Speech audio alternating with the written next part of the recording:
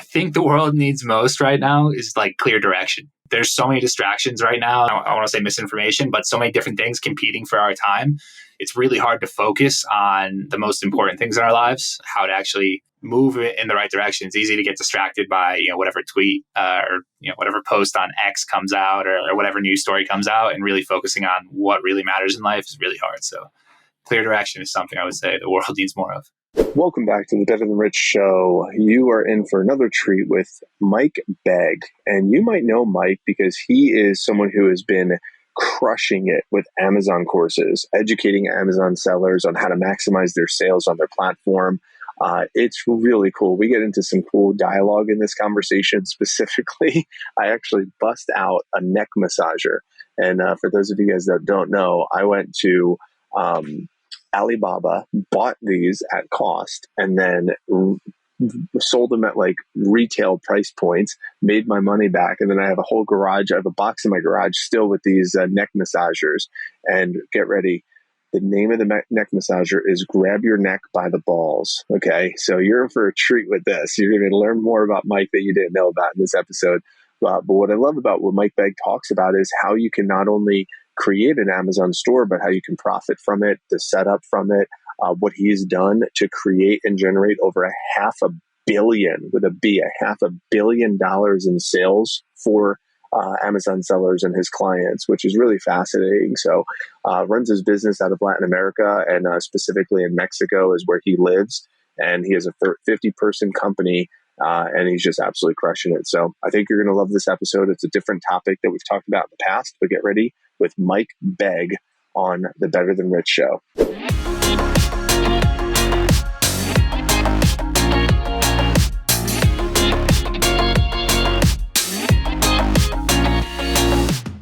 Welcome back to the Better Than Rich show. I'm Mike Abramowitz. I'm here with Andrew Biggs, and we have Mike Begg on the show. Mike, welcome to the Better Than Rich show. Hey, Mike, Andrew, thank you for having me here today. Excited to be talking with you guys. Well, this is a different topic for our listeners, so we're excited. Amazon courses, educating Amazon sellers. There's going to be a lot of meat in this topic. The first place I wanted to go is you're leading a 50-person company in Latin America, and that's something that I wouldn't say many people have done. So can you just kind of take us through a little bit of the backstory of like, are you born there and just like said, hey, I'm going to start a company in Latin America, I'm going to grow this thing to a 50-person team? Or like, what's the origin story of that? Yeah, so it goes way back essentially to when we were starting the agency, AMZ Advisors. Prior to that, I was a seller. I was selling products on Amazon. I was importing products from China, selling them online. I was doing some retail arbitrage, making money that way. And we got to a point where we realized that we were competing with a lot of nationally recognized brands, like Crayola was one of our main competitors, and we were beating Crayola in a lot of categories. So we realized there was an opportunity for a service. From there, we were like, how do we give the agency the most runway to get off the ground? And moving to Mexico, saving money, making the money last was the way that we could do it. So originally, the idea was just come down. We arrived actually on New Year's Eve 2017 in Mexico. New Year's Eve 2016 in Mexico. The first day after was 2017. And, we loved it. Myself, my two partners, we all enjoyed being here. After a few months, I wanted to travel, see more of Mexico. I ended up in Guadalajara, where I am right now. I met my wife, who's from here. And ever since then, as we kept growing as a company, we realized that there's a lot of really good talent here in Mexico and in Latin America in general that we could tap into. And from there, we just started hiring down there. And it's just been scaling and scaling over time. Well, I love it. And I actually just got back from Mexico. I was 6 weeks in Acumen. I have made it over to Guadalajara before, but we've done a few different stints there. At one point, we lived there for about 5 months. And yeah, I mean, the dollar definitely goes a lot further. So it's just been interesting to watch people kind of be shocked. It's like you're saving money and you're living in like a beautiful place. Like that just sounds like a win-win. So I'm sure you're taking advantage of that. But I am curious in terms of some of the more specifics here. Talk to us a little bit about why Mexico, and is it because you're actually producing the products there now? you mentioned China earlier. I would love to hear maybe your thoughts on China versus Mexico. Obviously, with COVID, it was interesting because a lot of people's shipments got stuck in the shipyards, and all of a sudden, what we used to take 4 weeks delivery time was taking 4 months delivery time, and so people start to look for these other locations, right? Yeah. And not have that one supply chain, sort of kink in the system that can be turned off at any time. So I know there's probably a lot there for you that you could speak to, and I'll let you take it in any direction, but I'd love to hear your thoughts there. Yeah, sure. So, I mean, the first thing, Mexico makes a ton of sense from an agency standpoint. Obviously, as an agency, we're trying to serve as many clients as possible. Mexico, same time zones, high level of English. Many of our employees actually lived in the US or Canada at some point and ended up coming back to Mexico. And just a lot of really great work experience. I mean, culturally, it's very similar to the US. I mean, the language is different, but like the way that we actually live is very similar. We're both pretty much consumers, which is, a good thing, and a good understanding between how things work in the different marketplaces. So from an agency, it made a ton of sense for us to be here. We've continued to grow. A lot of other people will outsource work to, Eastern Europe or the Philippines or India or wherever else. It's a completely different culture. Time zones are a pain. Infrastructure is a pain. Mexico made a ton of sense right here at the border. All of those things solve themselves. From the manufacturing standpoint, and I mean, you're right, there was a lot of change during COVID and a lot of frustrations with China. So we've worked with over 300 brands, and every single brand was telling us they were having problems with their production in China. They were having problems with the shipping from China to the US. Sea freight was insane for a while. The port of Los Angeles was pretty much closed. You couldn't really get anything in and out. It was a nightmare. And a lot of people did start focusing on other markets. I know India, Vietnam, Indonesia, those all got a lot more interest. Thailand was another one. Mexico makes a lot of sense for a lot of brands, or at least a lot of US brands, because of the proximity. And in general, there's a lot of big manufacturing here. The challenge with Mexico is that the expectations on the manufacturing side is a lot different than China. So in China, you're more or less, depending on the manufacturer, I guess, but you more or less have an expectation of when things are going to be done. It's going to be done at this point. They say when they're going to deliver it. Communication might be a little bit of a challenge with time zone differences. But when you look at Mexico, the work culture from a manufacturing standpoint is not the same as China. So when they're telling you a date it's going to be done, it doesn't mean it's necessarily going to be done. I mean, this happens to me every single day. I've been here in Mexico for 6 years now in Guadalajara. And this happens all the time. Like, the expectations of what they say are never hard set. And if it's your first time working in Mexico or dealing with a Mexican company like that, it can be really, really frustrating, especially when the date keeps getting there and they're like, oh, no, it's not done yet. Like tomorrow or next week, or I'll get to it. Like whenever. Like, those are the challenges with manufacturing in Mexico. If you're going to go the route of manufacturing in Mexico, I highly recommend working with a contract manufacturer because they'll kind of help. Number one, the manufacturers they work with are a lot more professional. And number two, they're going to help manage that process. So all the frustrations that you would have dealing with a head of a factory or a production manager or whatever it may be, you're not going to have with a contract manufacturer, because they're going to set the contracts. They're going to have the clauses for clawbacks or whatever other ways they're going to enforce the due dates. And that's going to solve a lot of problems. Another interesting thing, and I know I'm going a little long-winded on this, is that a lot of Chinese manufacturers are actually starting to invest in Mexico. So a lot of them, over the past year or two, we've seen a lot of, I don't want to say anti-Chinese sentiment, but I mean, that's more or less what it is. There's been more focused on American-made goods or manufacturing goods in other places. And the Chinese have caught on to that. And a lot of them have invested a lot of money in opening factories here, opening businesses here in Mexico, because doing business with Mexico is viewed in a different light than doing business with China.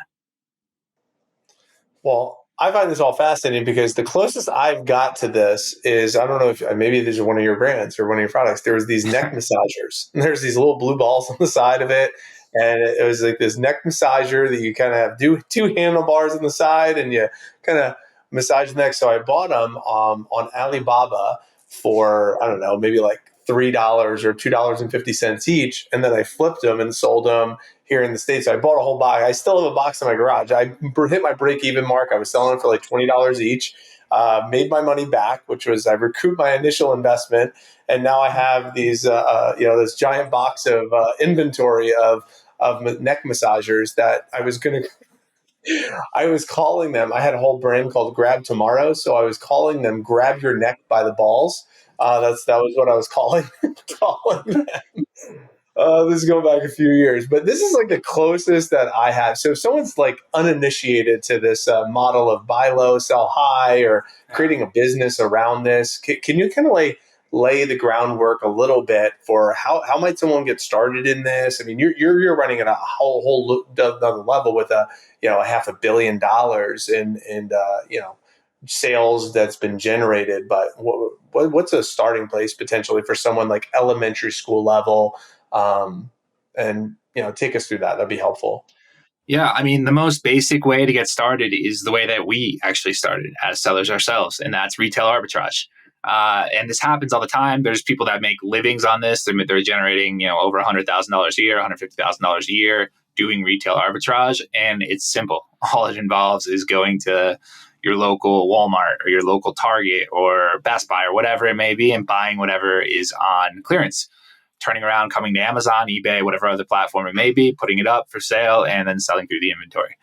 We started that way as sellers ourselves, and we generated about $10,000 in about 2 months of just flipping product pretty much. And it was awesome. I mean, I remember the first thing we bought was an internet, like a Wi-Fi router.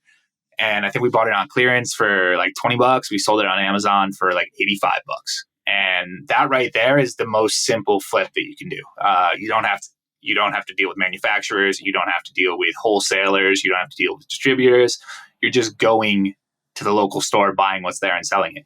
And like I said, we started that way. Money for this, right? So you're using business capital. It's not like you're crowdsourcing funds to go buy the inventory. It's like the business has to have a little bit of capital. You put that capital, buy the inventory, and then you flip that, and all the profits come back to recoup your initial investment, right? Exactly. I mean, I literally just did this yesterday. I bought 10 TVs on clearance for $2K, and the retail price of all of them is like $8K. So like, there's a nice spread on there, and like I'm going to make a margin on it no matter what. So like, I still do this because it's so basic. It's like the same idea that you had with grab your neck by the balls. I didn't want to mess that one up, but it's the same idea. I'll show you in just a second. It's the same idea. And like, you can do this any day. That's the easiest way to get started in e-commerce, retail arbitrage. The next step beyond that is really private labeling. And that's where you're going. Well, I take that back. The next step beyond that could be wholesaling, which is working with distributors and buying products of brands that already exist. The margins on that are going to be smaller, but it's the same concept. You're just flipping products that you're buying at wholesale, selling at retail, and you're arbitraging the spread. The step beyond that is a little bit higher margin, and that's really where you start getting to the private label of like, hey, I want to build, grab your neck by the balls, or like whatever other product it may be. And, manufacturing in China, working through Alibaba to place the orders or to find the manufacturers, getting samples, kind of going through the entire process of that. And that, depending on how thorough you want to be or how specific the product you're trying to build is. If you need to create custom features or something, you might need to work with a product development team. There's whole different levels of complexity that you can go into once you start going down that private label route. Yeah, and just sticking with the retail arbitrage for a second, how does one, let's say somebody listening to this today wanted to go find a similar deal, right? Now, maybe they're not able to find something as good as 2K to 8K spread or something, but, even finding $10, $20, $30 profit on a small product, right, can go a long way. Especially if you buy 50 of them, you buy 100 of them. Now, all of a sudden, we have scale. So how might someone go about evaluating that? Are there some tools or tech that maybe you could throw that we could throw in the show notes where it's like, hey, this is like the secret, because you could also maybe do it, you think this is a great thing and, I'm going to be able to offload these on Amazon for $2K a piece or something, but then it turns out that, no one's buying them and you're stuck with inventory, and it's sticking in the garage or something. Like, how does one make sure? That's exactly what happened. I got stuck with inventory. There it is. That's watching on YouTube. There's the grab your neck by the balls. Here, I'll even market this right here. Ready? Bam. All right. In the package, and then they're blue balls. Look at that. And it Well, has a little grippers here, and then it's a little yeah. neck massager. I mean, it looks like a great product. I think we should probably workshop the branding a little bit, Mike, but like, seems like a good product. I like the idea here. So much relief. It's amazing. Yeah, I got stuck. I got a box of these in my garage now. I recouped my initial investment though, but yeah. But go ahead. So Mike, as the expert, like, help us out here, man. Like, how do you make sure that you actually are doing this wisely, and it's going to turn into something that actually is profitable from your perspective? Yeah. So from the retail arbitrage standpoint, the easiest thing you can do is just use the Amazon Seller Central app. They actually have a UPC barcode, so you can scan the barcode when you're in the store, and you can see what the BSR bestseller rank is. The rule of thumb is like, if it's better than 10,000, it's probably going to sell through. So like, that's a pretty good product. And obviously you can see what the price is on Amazon. You can see what the prices you're seeing in the store, and you can calculate what the fees are in your head. It's like 15% referral fee, 15% FBA fee. So if there's a spread there, that's like how you can make money. And that's the most simple way.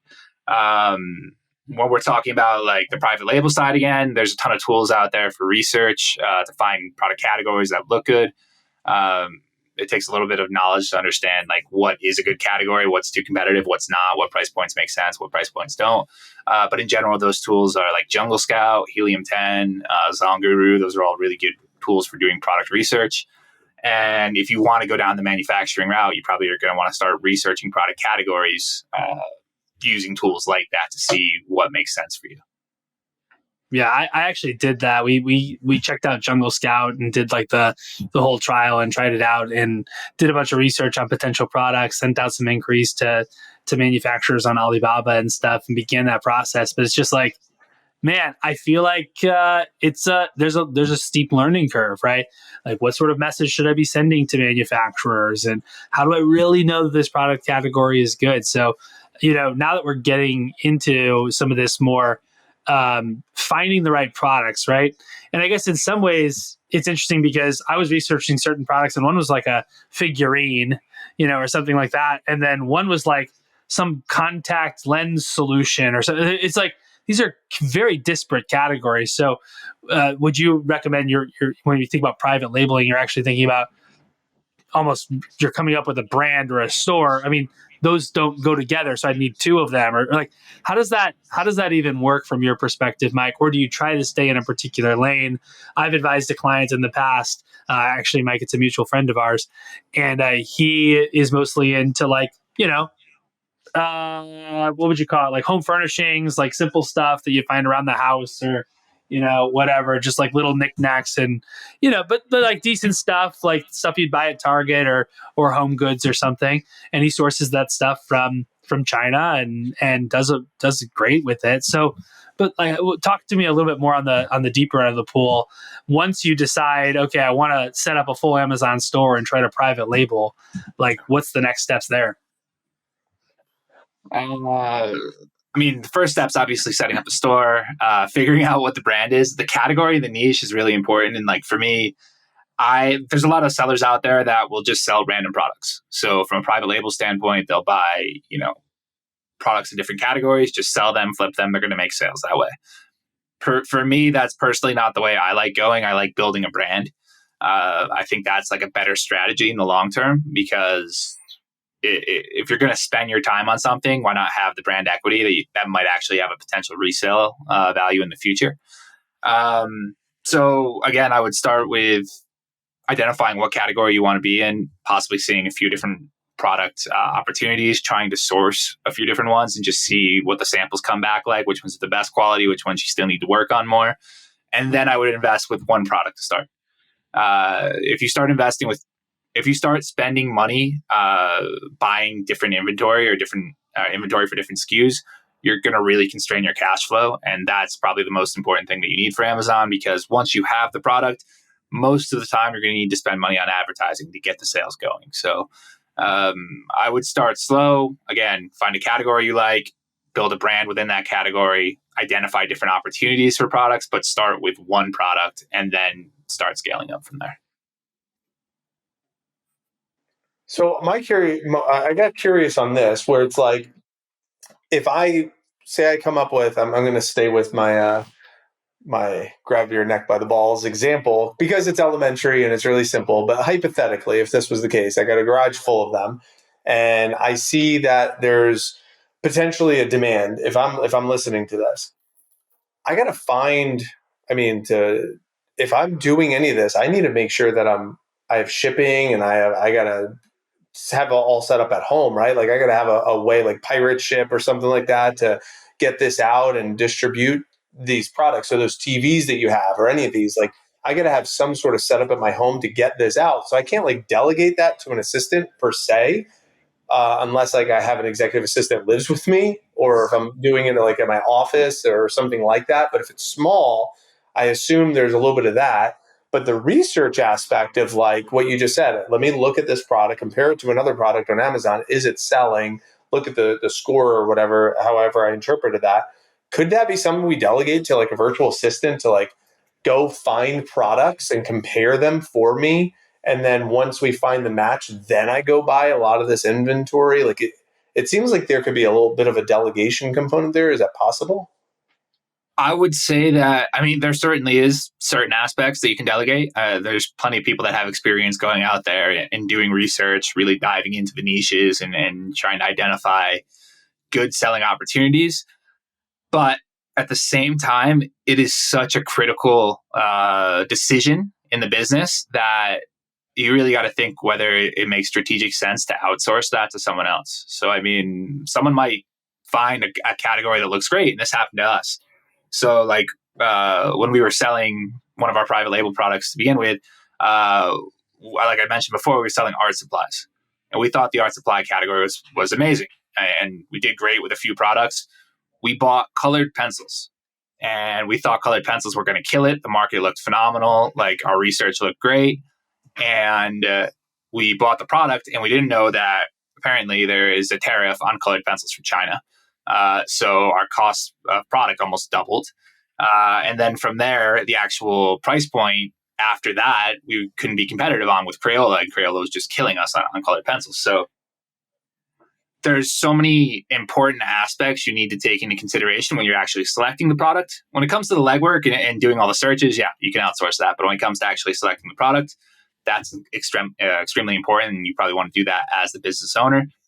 From the fulfillment side, you can leverage Amazon's fulfillment network, the FBA program. You can send a lot of the stuff that you're doing, whether it's retail arbitrage or whether it's a private label product, directly to Amazon, and they will fulfill the orders for you for every sale on Amazon. You can also use a third-party logistics company where they pretty much will handle everything. They integrate with your platforms, and then every sale you get, they will send out. But at like a very basic level, like with the TVs, like I'm just going to keep them at home and then just put them on eBay and send them out, or put it on Facebook Marketplace and just sell them that way and have someone come pick them up. So there's different levels to it depending on what you're trying to do. Like if you're just trying to flip something quickly, you probably don't need to overthink it too much. Like a TV is going to sell on Facebook Marketplace, it's going to sell on eBay, whatever. But something like a Wi-Fi router, that might be something you need to put on Amazon and put it into FBA. And, once it's FBA, it has the Prime badge, it'll sell quickly. Amazon will fulfill it. You don't have to deal with it. So different considerations in every aspect. Some things can be outsourced, but like the really strategic decisions you have to make as, I'll call it the business owner, but like as the person actually purchasing the product. It's as you were talking, I actually remember using FBA for one of my planners that I created years ago. And I had to go personally make them. I went to Office Depot at my discount. I made them, and then I had to send them to Amazon. I remember packaging them up and sending them to Amazon, and then Amazon hosting them in their warehouse. And then anytime someone bought it on Amazon, they would mail it out for me. And there was that. It was actually quite a simple process. Now that I remember, and they would put their little QR code, their scan code on there, not QR code, little scare barcode on there, but. Now that you say it, it actually was a fairly simple process, but where I got stuck was I had to constantly go to the Office Depot, print out my thing, and then go back, drop it off at Amazon. And it sucks. So I was like, all right, planners are sold out. We're out of stock of these planners. And I just stopped selling them for that reason. It just became a little bit of too much of a hassle where to the margins on it is like $15 a planner. It's like to put in all that work for a $15 margin just wasn't good. But for what you were talking about with a TV, that's a good margin. I mean, you get a markup of 800% on a product line. It really makes sense. So this is where I'll kick it to you, Andrew. I guess my one small curiosity on this is, if I want to go through advertising on Amazon, that's one way I could drive eyeballs to my store. But if I understood you correctly, you have your own like referral code on Amazon. Can I just have a social media team like go blitz this out, doing like organic messaging, driving traffic to my referral link for my product and saying, hey, I don't know if you're in the market for this, but I have this TV I'm looking to sell, and maybe it's something up your alley. Click the link to try and like do organic cold outreach, driving traffic to your referral link, and then you get a kickback on your referral link on the product that you're also selling. Did I miss that? I just want to make sure. No, I mean, it's possible, and what you're talking about makes sense from a standpoint of like getting people to view the product. I mean, you have different options on that on the Amazon platform. One is organic traffic, one is paid advertising traffic, and one is external traffic. So pushing people from social media is a way to do that. Would I spend my time doing that on a product that I'm arbitraging? No, I would. It's just too time consuming. Like I said, it's better to just put the product out there and just see what the results are.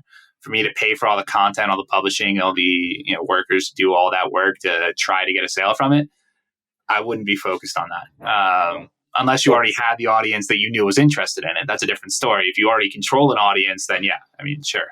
But most people that are kind of getting into this don't really have an audience, or they're just trying to look for ways to make money on the side. So it's not going to be, the return is probably not going to be the effort that's going to take to put it into it. Makes sense. Biggs, let me kick it to you on. Yeah, I'm curious about creating good listings and then, driving. You mentioned advertising, right? So, because essentially, what Mike's talking about is more of a, an external push. But really, what I sense 99% of what this is like creating a really good listing such that you pop up really, high in the rankings, or at least when someone lands on your product or your store, they're impressed and they want to buy it. So can you talk about top tips for creating good listings, whether that's photos, whether that's copy, whether that's price points, or just how to establish authority? I imagine ratings and reviews tie in here. What are some tips there that you have for somebody if they want to create really good listings for their products?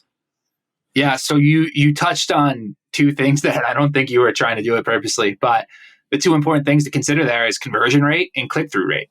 So first of all, with a click-through rate, how do I get people when they see my product on Amazon to actually click through and come to the product page? And then how do I get people that actually visit the product page to purchase the product? So from the first standpoint, when you're looking at the click-through rates and how to optimize for those, the SEO content that you're creating within your listing, so the bullet points, the product title, the product description, there's keywords in the back end you can use. All of that's extremely important to help your product rank within Amazon or show Amazon what your product is relevant for. But once you have that SEO content or whatever keywords you want to focus on, the conversions you're driving on those keywords is going to be the next aspect that's extremely important. So from a tips standpoint, don't go super broad with keywords. Focus on the keywords that are most relevant for your product. If you start going super broad, people are going to come to the page. They're not going to buy. It's going to kill your conversion rate. It's going to send Amazon the wrong message that your product's not relevant for what people are searching for. So you really want to be hyper focused on that standpoint. Make sure you're using the right keywords. The main keyword or the most important keyword for your product should be in the title every single time. You don't need to reuse keywords from an SEO standpoint. It's not like Google SEO where the more times you use it, the more you might rank for it or the more you might show up. You only need to use a keyword once for Amazon to show that it's relevant for it. So I would use your most important keyword in the product title, your second most important keywords, or your second set of most important keywords in the bullet points, your third most important keywords in the product description, and then whatever's left goes in the keyword section in the back end. That's typically the process that we move through when we're creating the SEO content. And again, that's all for the ranking and the visibility side. It also helps with click-through rates in a way, because if people are searching for, neck massager, and your product comes up and says neck massager right there at the top, well, that's relevant for what I'm searching. I'm going to click that. So that makes sense. The other aspect of click-through rates is having great product images. So, for example, neck massager, we'll just stick with that one on this podcast episode. If you're going to have the main image on Amazon, it's usually the product image that has the white background. If your second image shows up and says neck massager, especially now because you can click through the images while you're on the search results page. If your second image says neck massager, that's going to be a good sign that the product is relevant as well. That's also going to improve click-through rates. Once they hit the page is where they're really going to start going through the images and start reviewing the details more. You want to leverage the images to show all the benefits, show the high quality branding of your product, why your product is solving the problems they have, like those types of aspects. And all of that's going to help improve conversion rates. You can also use A+ content. That's another way to expand a little bit more on the graphic design elements, the branding elements, and the explanation of your product a little bit more. But all of that's going to help you convert more people. So when we're talking about the two aspects, again, we have the click-through rate side, which is through the SEO content and showing the relevant keywords in the product description and some of the product images. And then having a great looking product, having a simple explanation of how it benefits them in the images, and having great content, which is going to help them convert. When you have those two aspects is really when you're going to start gaining organic rank, because if people are coming to your listing, it's relevant for what they're searching for and they're buying it. It's signaling to Amazon every single time, like this product is relevant for the search term that the customer searched to bring them to this page. And that helps you move further and further up the search results page.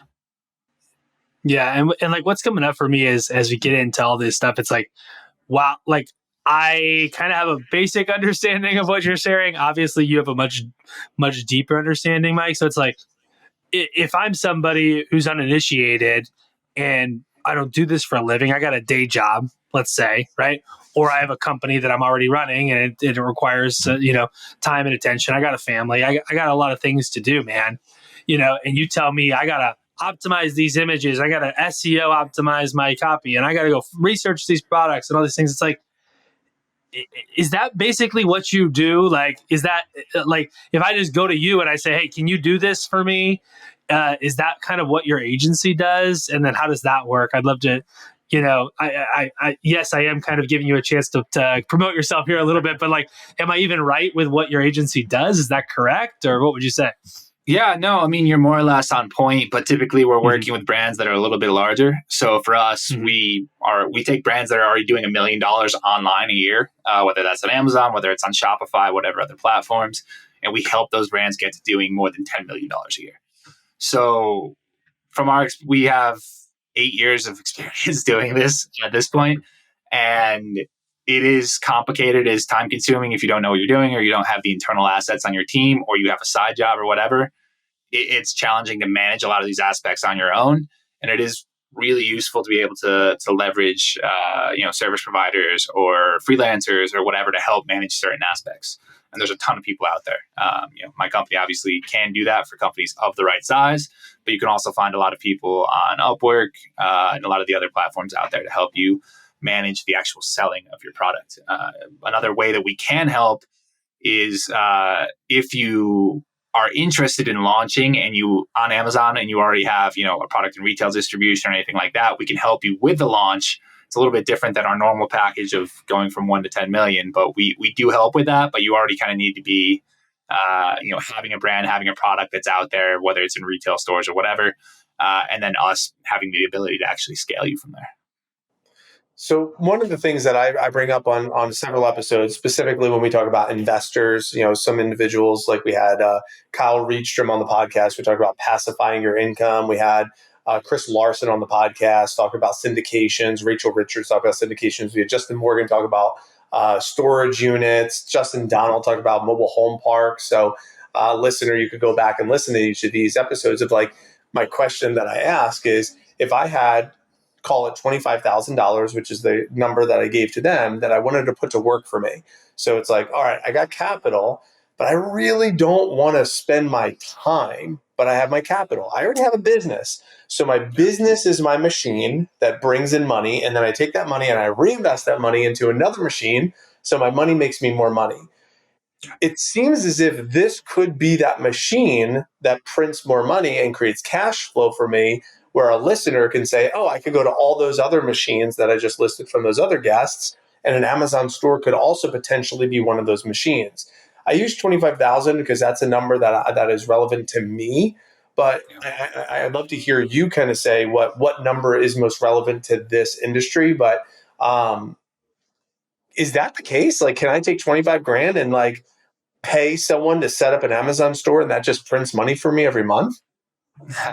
I would say it's not that simple, but I do agree with a lot of what you're saying. I think creating like a flywheel system of I have cash flow here, I'm iterating into something else, it's generating more and more cash flow, it's building up over time. I think that's a phenomenal approach to doing it. I would say that if you're going to pay someone to do it, you have to consistently invest the cash flow. I mean, I would say to get someone launched, to get someone started, I mean, you can do that for probably, and assuming you already have the inventory and everything, $5,000 to $10,000, get everything set up, get everything ready to go and everything going, and starting and implementing some of the systems and the best practices that you're going to need to succeed on the platform. But from there, I would imagine, or I would just project that you probably need to spend at least $2,000 to $5,000 a month on advertising from that standpoint to really start generating the sales, start generating the visibility, start bringing in more of the organic stuff, the organic searches, the organic sales. And that's really where you would start to gain the momentum. If you just, throw the money out there, put the store up, and don't invest into the advertising beyond that, you're not going to get the traction you want. It's just going to sit there. And I've seen this time and time again. I've launched plenty of brands myself that have not taken off because they haven't had the right investment or they haven't had the right partners to invest with me. And that's probably the biggest thing that you would run into if you're going to invest money like that. The other thing is some aspects are people are looking for passive income. I don't think that Amazon is great for those types of people. If you're going to do retail arbitrage, if you're going to do Kindle publishing, is probably the one thing on Amazon that you could do that's a little bit passive. It's just publishing books and putting them on, ebooks for sale, and you get a royalty from it. But when it comes to retail arbitrage, you're hitting stores and you're buying product, or at a minimum, you have someone hitting stores and buying product for you. Private label, you're dealing with manufacturers, you're dealing with other people. There's a lot of moving parts there. The advertising side of that is like incredibly complex. So it's not really like a passive income stream. Like if you're going to go into this, it will generate a lot of cash, and it can generate a lot of cash. It takes consistent investment to get to that point where it's generating significant cash, but it's also going to be a little bit more time consuming, and it might be one of the main cogs that might generate the cash flow for you to invest in other assets versus other assets generating the cash flow to put into this. Got it. So it sounds like this is a little bit more of an active, thing, right? It's not exactly set it and forget it. And it's just good for us all to know that. I see tremendous upside here. And also there's a lot of nuance, I think, with your education of Amazon, of Amazon sellers and, it's not just Mike's company. There's plenty of other things out there. If you research this, you can find all sorts of things from probably a $10 course on Udemy or, YouTube University or whatever, all the way up to, people who are, you need to hire and, you get direct coaching for tens of thousands of dollars or whatever, right? Like, am I correct, Mike, that I'm describing the space of education on this pretty broadly, or what would you say? No, I think you're correct. There's a lot of assets out there. It's just really hard to tell which ones are the good ones and which ones are the bad ones. At this point, like when we started selling, this was like 2014. There were only a few people out there talking about it. Greg Mercer from Jungle Scout, Scott Volker from The Amazing Seller. They were really good sources, and they were putting out a ton of free content on Facebook, YouTube, and like if you go back, you can find their content. A lot of what they're saying might not be entirely relevant to how the system's evolved, but a lot of what they're saying is the fundamentals. You can still learn that way. Right now, there are a ton of gurus out there that are publishing content, putting out courses, and just selling their courses. And because they maybe sold, I don't know, $1,000 on Amazon or whatever, they think they know all the magic systems of it. And I think that's where a lot of people get duped into it. If you're really going to go the route of trying to buy a course, I would recommend getting it from someone that has been doing it for a long time, someone that has a significant sized agency or a significant sized selling brand that's actually providing you real insight into it versus someone who just created a course and threw it up there. So that would be the one thing you have to be careful with. Cool. That's helpful. I am curious, could this be a side hustle? I mean, maybe it's not passive, but could I, in let's say 5-10 hours a week, run a successful store and make a, $2 to $5 grand on the side or something? Like nothing crazy, not $500 million like you, Mike, but like, could this be a side hustle if I educated myself enough that with 5-10 hours a week, we're humming along, and maybe that kind of slowly grows over time? Do a lot of people do that, or what would you say? So, $500 million is not just my sales. That's my client sales as well. So I've worked with a lot of big brands. I wish $500 million was my sales. That'd be phenomenal. But I probably wouldn't be on this podcast. It's impressive either way. It's impressive either way. Yeah. But yes, as a passive, or not as a passive, but as a side hustle, it's definitely possible. I mean, that's how I started. I was working a full-time job in real estate development, and I started selling products. It doesn't take that much time. It does take time. Like, it's not going to take 40 hours a week, but an hour a day answering emails, an hour a day managing your advertising, an hour a day responding to customer, inquiries or customer reviews or whatever it may be. You can do it with probably 5 to 10 hours a week and see a lot of success from there. So yeah, I 100% believe that it is possible to do it as a side hustle.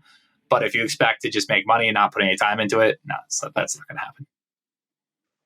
Well, Mike, I think we could go on for another whole session of questions that I have on this, because I like to think of myself as like the serial entrepreneur, and I think of different ways to make money and make things work. So I'm sure there's going to be some follow-ups that come up. So I want to ask you a few questions we like to ask every guest before we end every episode, but I also want to come back and circle back on how people could stay in touch with you, because I think you have a really great unique positioning in the marketplace. And I believe there's many people listening to the show that might say, I either want to get to $1 million online, or I'm already at $1 million online, and maybe there's something there. So let's circle back to that in just a second. Mike, we like to ask every guest before we end the episode 3 questions. The first question is, what do you think the world needs most today?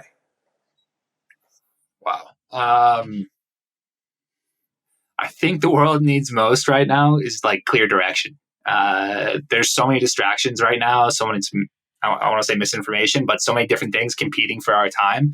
It's really hard to focus on the most important things in our lives and how to actually move in the right direction. It's easy to get distracted by whatever tweet or whatever post on X comes out or whatever news story comes out, and really focusing on what really matters in life is really hard. So clear direction is something I would say the world needs more of. I love that. Second question is, what 1 to 3 books have really influenced you, or do you think that everyone should check out? I could probably name like 100 books that have influenced me, but I would say one of my favorites is The Obstacle is the Way by Ryan Holiday. I think that's a great book for self-motivation, how to achieve and how to tackle a lot of the obstacles that come up during your life. I'm a big Stoicism fan. So Marcus Aurelius, The Meditations is another great book for me. That is kind of, I want to say, the direction piece I was talking about before, but like just getting a better control on my life and trying to be a better person. I think Stoicism is a great book for that. And the last book I would say, I'll throw a business one out there, is Persuasion by Robert Cialdini, I think his name is. It's Persuasion, the psychology of something. The psychology of something. I don't remember what it is. But anyway, great book on how to handle your interpersonal relationships, to influence consumers and influence the sales process. I think those are 3 really good books that can have a lot of positive impact on people's lives. Great. Those are a couple new ones. So thank you for that. We appreciate that. We'll just definitely add it to our list. And number 3, what do you think the world, number 3, what does it mean to you to be better than rich? I've kind of briefly touched on it in my past two responses, but for me, it's just about, being happy. It's about challenging myself. And it's about seeing what I can accomplish. I mean, no matter what business success I have, that is just an artificial measurement that a lot of, people outside are going to use to measure myself. For me, I want to challenge myself to grow, to learn more, to achieve more, to see what I can make possible, because it's a test of who I am as a person. And I think that is the best thing than, having money, having wealth, whatever, is learning more about yourself. Well, I love this episode, Mike. This has been so much fun. I love all these answers that you provided, along with, quite frankly, just some really good, like, nitty gritty, how to make this thing happen if you're in this space or if you want to get into this space. So thanks for just, opening up the kimono and giving us, all the goods here today, man. We appreciate it. How can people stay in touch if they want to learn more about you or they want to get in touch and work with your agency? Yeah, so the best way to get in touch with us is directly at our website, amzadvisors.com. You can also reach me directly at my email, mike@amzadvisors.com. Like I kind of mentioned, we're willing to help any brands that are already doing $1 million a year online, looking to go to 10 million, or brands that are either in retail or distribution or whatever and want to start owning their own D2C channels. We can also help you launch on Amazon and some other platforms. So feel free to reach out if you're looking for any help with that. Well, awesome. Well, hey, thanks again, Mike. We really appreciate you and your time. Mr. Abramowitz, thanks again, as always, for the insightful questions and bringing value to our audience. And audience, thank you so much. Without you, we can't do this. So assuming this episode helped you, it's your turn to help others as well. Share it with a friend who you think might like it. Subscribe on YouTube. Leave us a rating or review on Apple or Spotify. And remember to leave today better than you found it. Until next week, we'll see you later on the Better Than Rich Show. Thanks, everyone.